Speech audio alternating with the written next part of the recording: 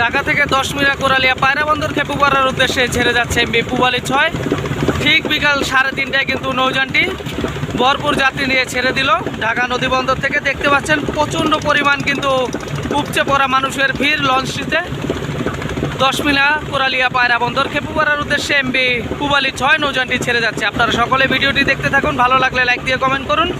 আর এই চ্যানেলে নতুন হয়ে থাকলে অবশ্যই চ্যানেলটি সাবস্ক্রাইব করে পাশে থাকা বেল বাটন বাজিয়ে দিন। ধন্যবাদ সবাইকে, আসসালামু আলাইকুম।